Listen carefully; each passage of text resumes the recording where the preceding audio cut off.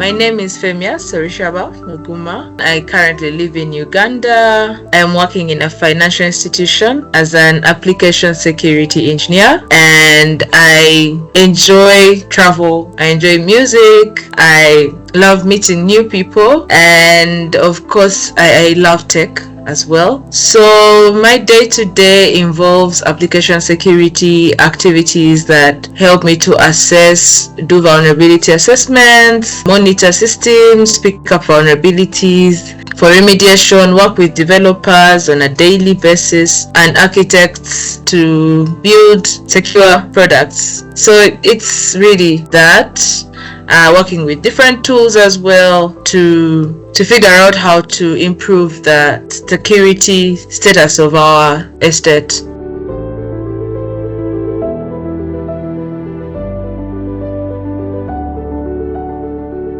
Yeah, that's right. It's not very common for women. In fact, we are still calling out for so many women to join the field. I am a telecommunications engineer by, you could say, school or degree level, and from then I started to work in different places looking for the journey of finding work. It's not always very straight, so I started out as a customer care service person and went into sales, went into service administration, system administration, different paths. But in all that, I realized how much data we were processing and how much information we were collecting from clients. We were keeping people's information, and I realized that that needs to be protected.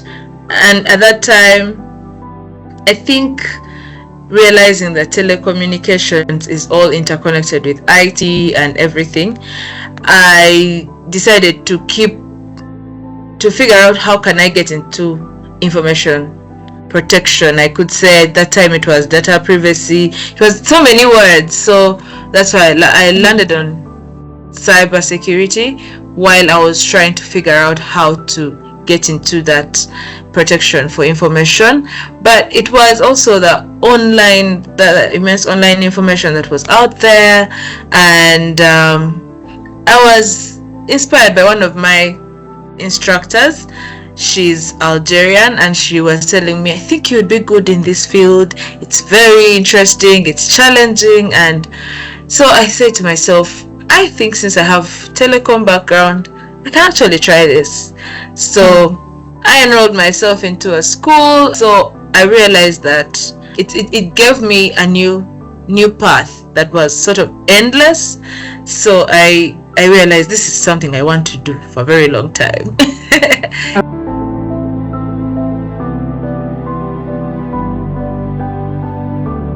Yes, of course, there are things I wish I had known back then, and there are things that I want them to know. If you are a young person trying to get into any field, especially cybersecurity, you have to seize the opportunity.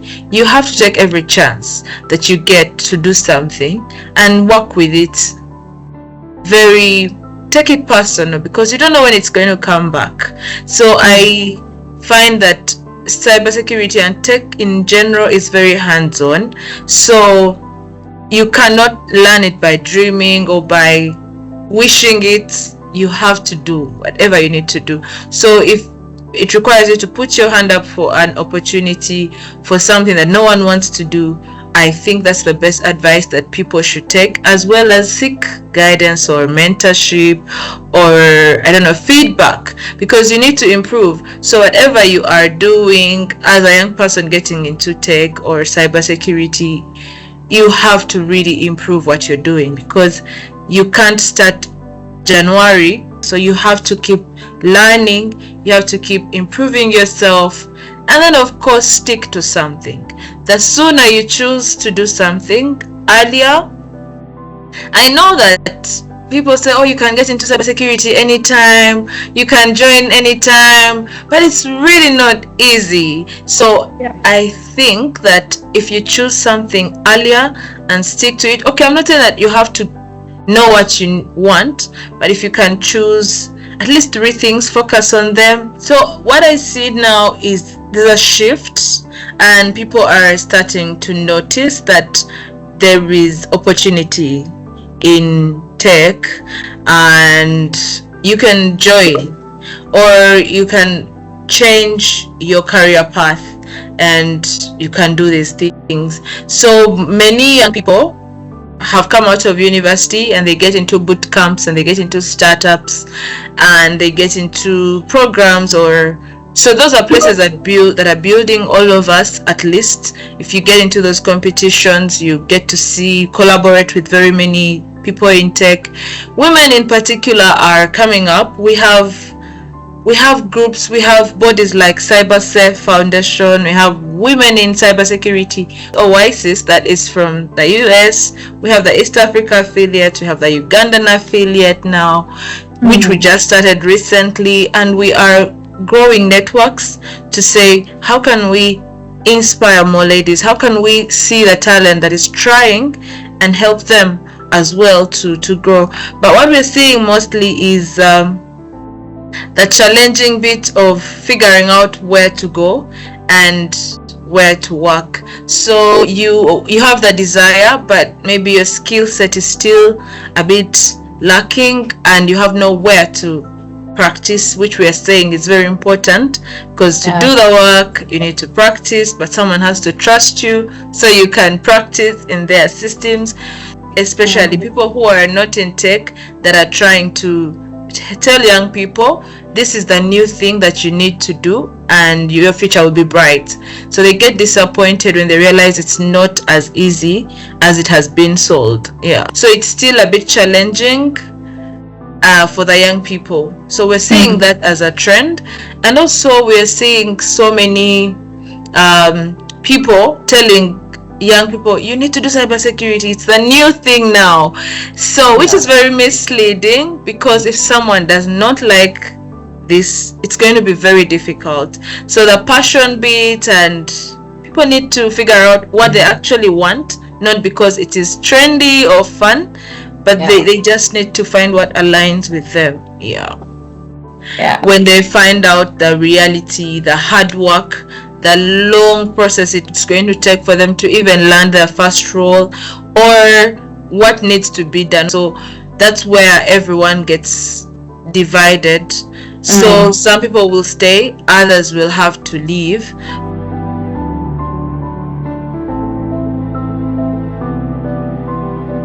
Because I did telecommunications engineering, and I was in Algeria, which is in North Africa, and I came back to Uganda for a while, and figuring out what to do next was not easy.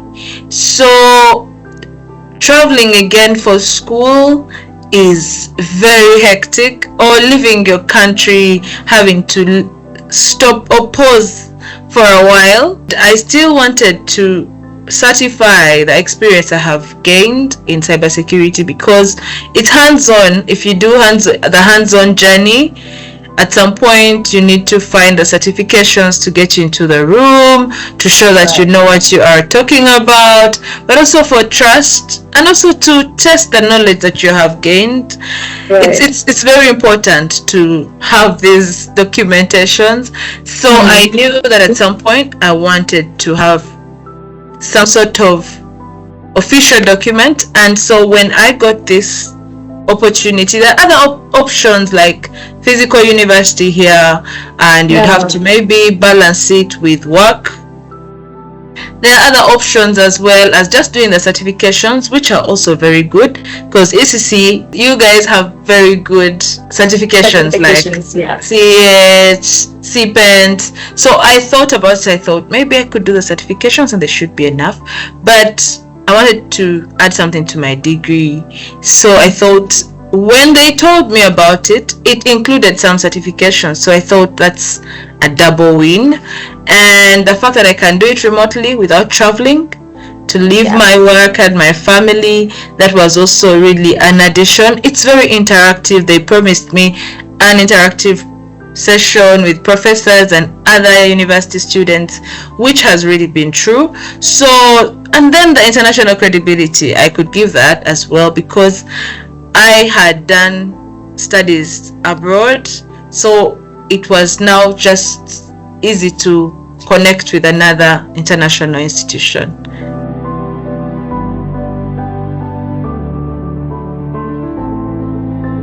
Oh, the scholarship was definitely an addition. So at the beginning, I was thinking, how am I going to afford this? It's beautiful, yes, I am inspired, I want to do it, but how am I going to afford it? And looking at a big lump sum of money, you think, I can't do this. And I'm paying in Uganda shillings to dollars, so it's very, very hefty. So the scholarship, first of all, is an endorsement to say, we see you, we support your journey, and we are encouraging you as a woman, creating these spaces to say, yes, we understand this is not easy, but we're giving you a thumbs up to go on and do this. But also lessen that financial, it's definitely very encouraging to have that little push to say, we see you, we support you, and we want to make this a bit easier for you. You know, when overall the advisor was very, very consistent, helpful.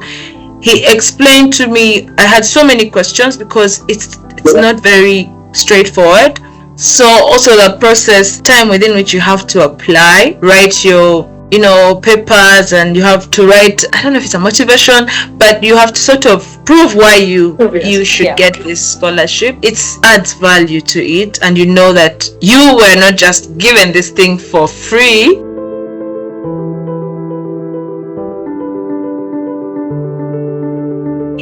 Up to now, it's been such a great journey. I can say it has improved my resilience. It's really, really difficult to do studies with work, and every week you have deadlines, you have classes that you need to attend or study within a stipulated time. It creates discipline. It has helped me reorganize my priorities. And when it comes to work, just because you are taking your studies seriously, it also helps you at work, because now you bring a different, I do this in class, I go and apply at work every day, because when you're doing application security, it's very practical and hands-on. So if I'm doing a lab and it's something we're talking about at work, or if we are recruiting a pen tester and it's something we just studied in class, it is giving me a bit of an edge, and it has really improved the way I probably learned things that I was learning on the go. Now it has helped to organize the concepts in my mind. It has also helped me to focus, to channel my focus, because it's broken down very systematically.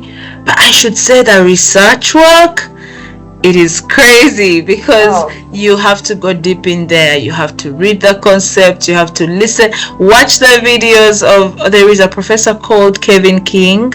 He is amazing. The recordings are amazing. I wish I could take them with me after the course, but it's so rich. So I apply those every single day, and I really, really appreciate the course.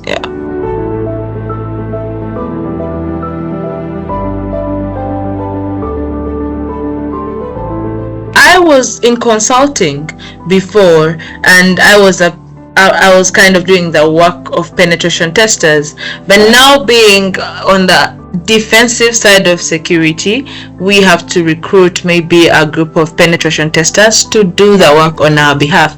So in the course, we learn the process of hiring or recruiting a penetration tester, what is supposed to be done, what documents are they supposed to sign, how is the reporting supposed to be, what process should they go through, what they're supposed to give you, or I will say as a pen tester on the other side, because that's what we're learning. So I learned what to do as a penetration tester. So that meant that when I go into a conversation with someone who is going to do this work, I know what I'm talking about. I know what I'm supposed to require or expect. So when it came to, for example, choosing or getting an RFP for the right vendor to do the work, I knew how to select the correct person who is going to make my work easier. There's so many other things from like the first course, which is Network Defender, that has showed me so many other things about my network system. I have been able to apply that on. There is another one called about web applications in recipient, where they break down all the vulnerabilities, how to find them, how to fix them, and how to avoid them. So I knew these things before, but the systematic way of just doing them step by step was really, really helpful as well.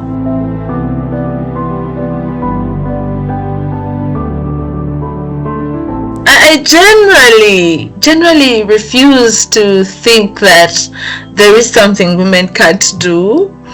I generally keep thinking that women can do most of the things that many people do, and it's very limiting for ladies to come into any space thinking I'm going to stick to this because it's more affiliated to me. But I will say, if someone is beginning, for example, male or female, there are spaces that will help them grow faster other than trying to hit the bigger thing, because everyone wants to be a penetration tester.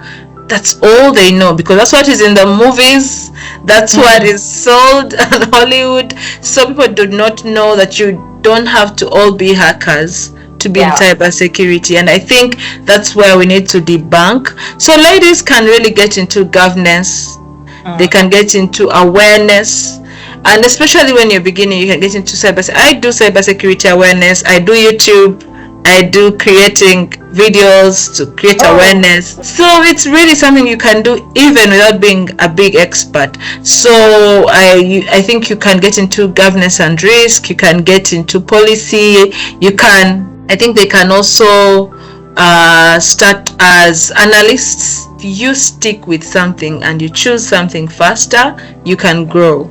So it's about how to begin, maybe. So ladies can really begin with awareness, governance, and risk, and that they can become security analysts. That's where anyone can start.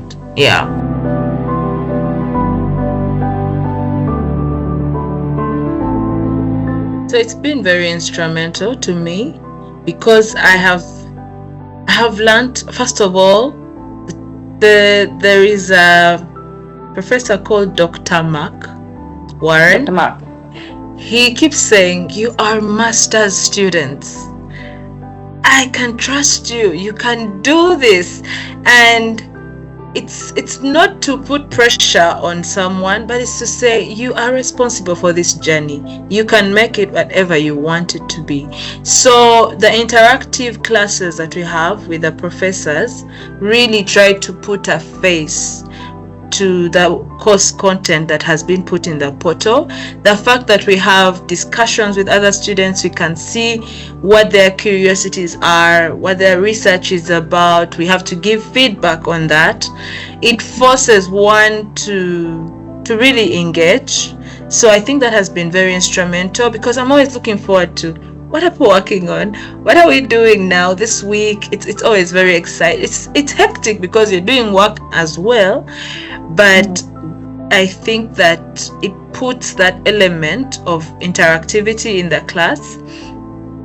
And I think the other instrumental bit for me has been the labs, the practical labs. They're very, very hands-on, because some of these things I've probably done them at work, but when you're doing them within a lab environment, there's a safety net you have, and you are allowed to check things out, and you have step-by-step guidance.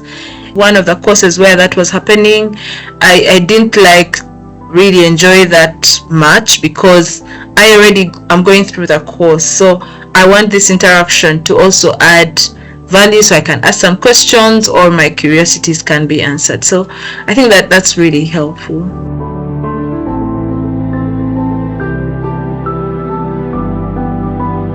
When, for example, so yes, I would recommend the degree to anyone that is planning to find some sort of route, especially someone that has advanced a bit in experience. I think it wouldn't be very good for someone that is just starting out to spend the amount of money on this master's degree and struggle with the course content and not understand what is going on. Because I realized that having some sort of background experience, maybe you have been in IT for a while, or you've been in security for a while, it makes it easier because it's a bit, again, fast-paced. So I would encourage someone that is probably seeking some sort of grounding in their field to do it. But I also received it as a recommendation from someone in Uganda. Like, there's a lady here who was one of my mentors, and she did it a year ago. So when I saw her degree and she had completed without having to travel, it was really nice. So when I wanted to do it, I reached out to her and asked her, is it really a good program? Is it worth the money? And she told me it's very, very worth it. It will give you some certifications along the way. You will do whatever you need to do hands-on. So I think that I would definitely recommend it, but I would say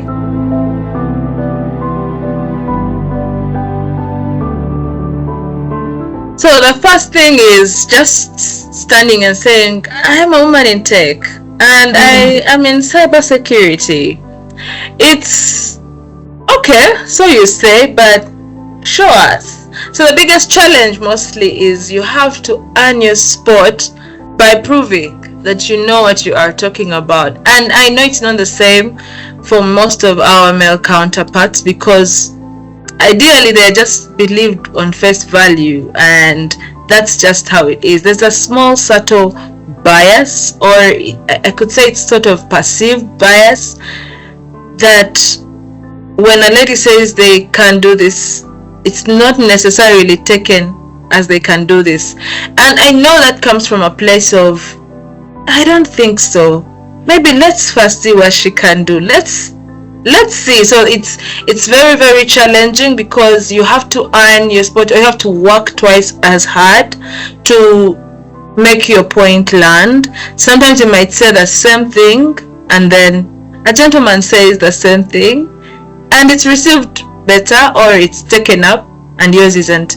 So you have to keep on asserting yourself, reminding yourself that you belong here.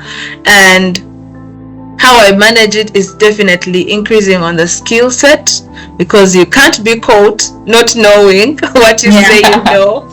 So it's definitely, I don't want to call it imposter syndrome, but at some point you start to feel that you need to earn the spot all over again every time. So you are never done with this, because every time you do something like, oh, you did that, and you're a woman, and you look like this. And groups of young people, just to show them that this can be a face of a woman in tech, and you can do these things.